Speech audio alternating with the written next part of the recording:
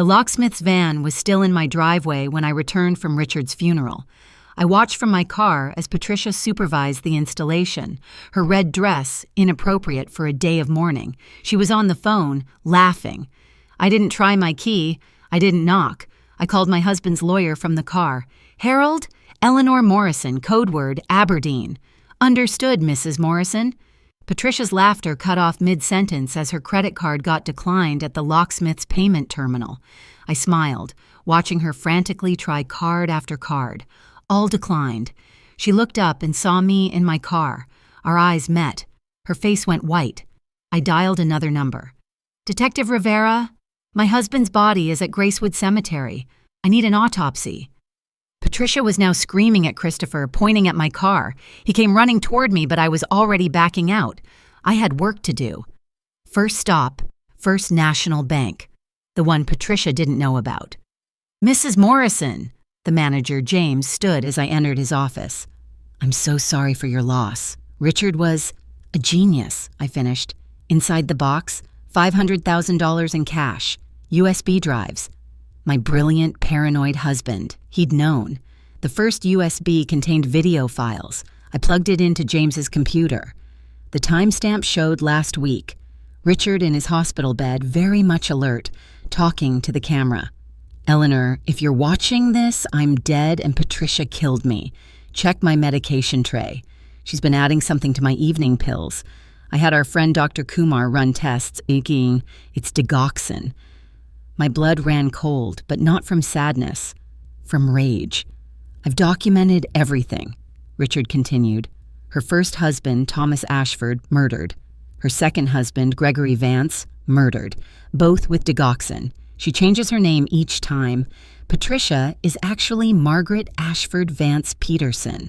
Fourth, not third, fourth. Check USB 2 for her real identity, USB 3 for the recording of her hiring a hitman. Yes, really. USB 4 for the antidote I've been taking to counteract the poison. I've been playing dead to gather evidence. The video shifted. Richard held up a document. "This is my real will, authenticated and filed with 3 separate law firms. Everything to you, Eleanor." He smiled that crooked smile I fell in love with. I had Patricia sign a prenup with Christopher, hidden in their wedding contract. She gets nothing if convicted of a crime. I sat back, stunned. My husband had been running a counterintelligence operation from his deathbed. "One more thing," video Richard said. "Patricia has a partner, Marcus Webb, fake notary, real career criminal. He's planning to kill Christopher after securing the inheritance.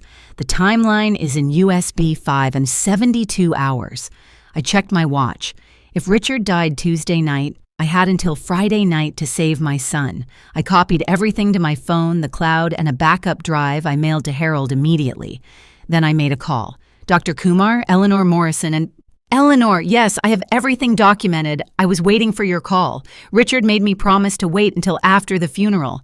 Send everything to Detective Rivera." My phone buzzed. Christopher. "Mom, where are you? Patricia says you threatened her. She's scared." I texted back. "Check your prenup. Page 47. Then I muted his number. He'd need time to process what he found. Next stop, Patricia's storage unit. Richard's USB 4 had included the address and key code.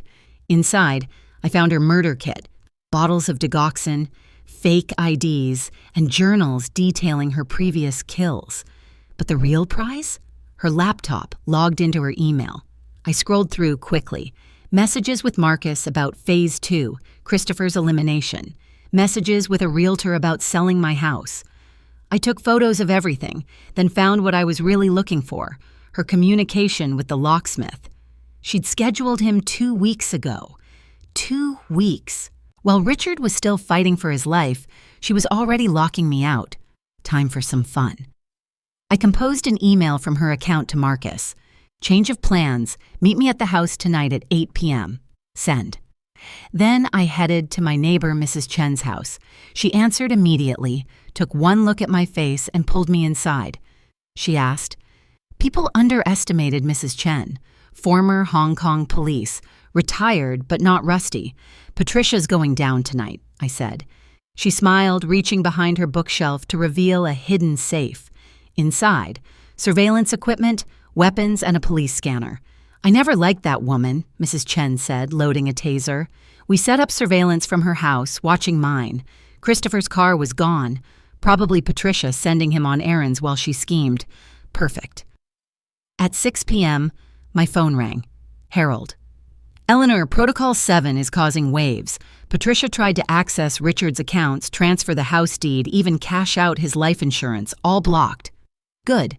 Amateur forgery, the notary's seal number doesn't exist. Movement on the monitor. A van pulling up to my house. Marcus, early and nervous. Harold, record this call. Eleanor, wait for the police. They killed Richard. I ended the call and looked at Mrs. Chen. She held up her phone, already recording. We approached through the back garden, my garden, where I'd planted roses for 41 years. Patricia had Marcus in the kitchen, pouring wine, celebrating already.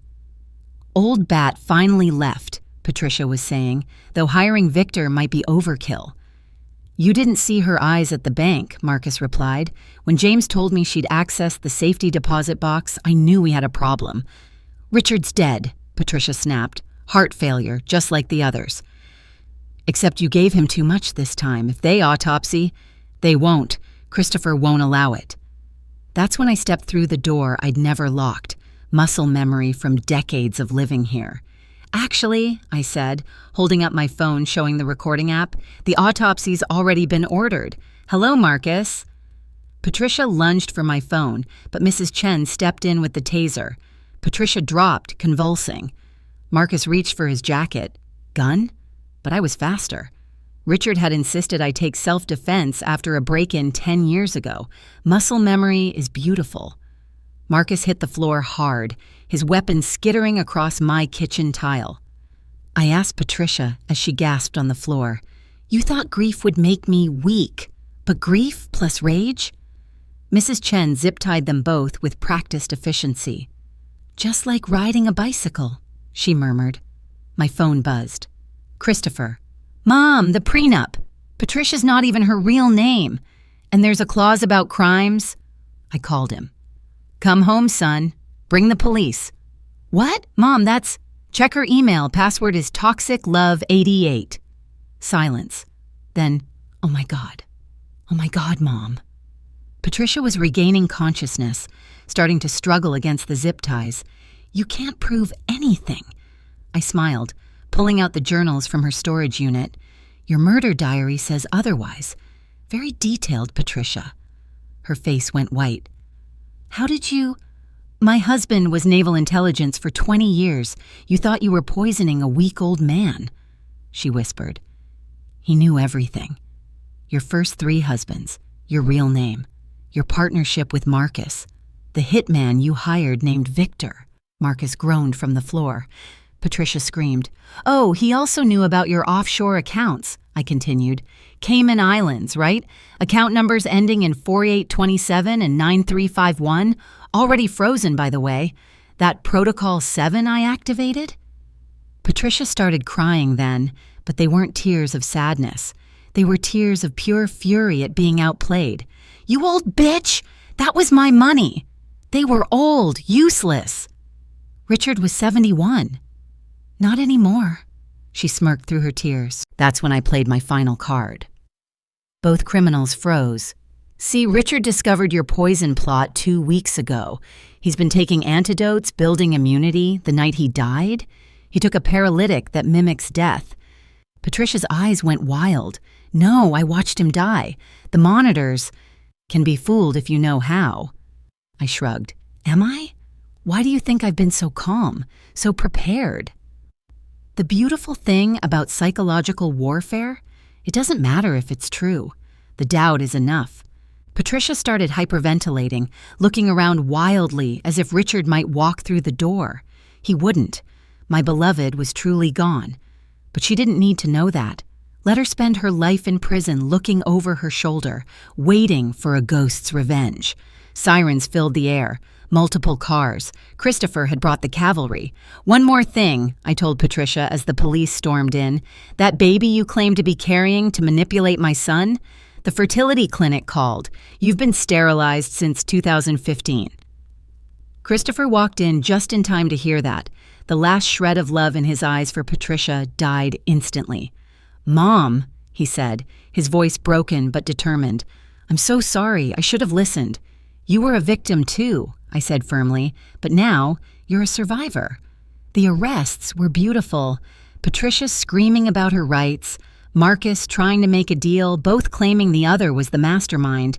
Detective Rivera read them their rights with particular satisfaction. "Mrs., I handed over copies of everything.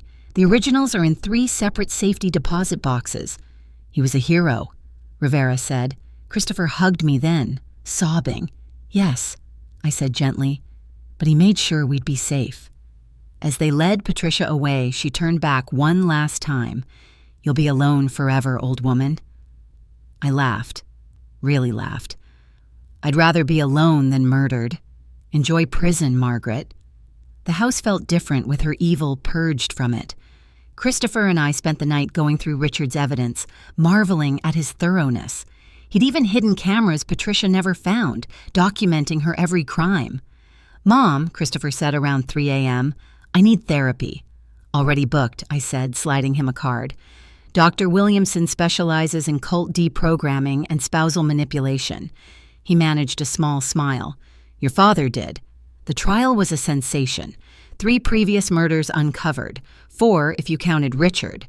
Victor the hitman testified for immunity, revealing Patricia's entire network. She got 4 life sentences, no parole. Marcus got 30 years. During victim impact statements, I stood tall and spoke clearly. Patricia Morrison thought age made me weak. She thought grief would break me. She thought she could erase 43 years of love with locksmith and lies. But she forgot something crucial. I didn't survive this long by being fragile. I survived by being smart, strong, and surrounded by love. Patricia watched me with dead eyes, finally understanding she'd never broken me. 6 months later, Christopher met a wonderful woman named Sarah, a teacher, kind and genuine, who cried real tears when shown Richard's photo. They married 2 years later in our backyard under the apple tree Richard planted. My granddaughter calls now, running through the same door Patricia tried to lock me out of. It's a family portrait. Me, Christopher, Sarah, baby James, and in the corner, a figure outlined in gold. "That's Grandpa Richard," she explained seriously. "Yes," I agree, hugging her tight. Mrs. Chen still lives next door. We take self-defense classes together, 2 dangerous old women who refuse to be victims. At night, I sleep peacefully in my bed. Not a guest, not an intruder, but the rightful owner of my life. Sometimes I dream of Richard, always smiling, always proud. "That's my warrior," he says in dreams.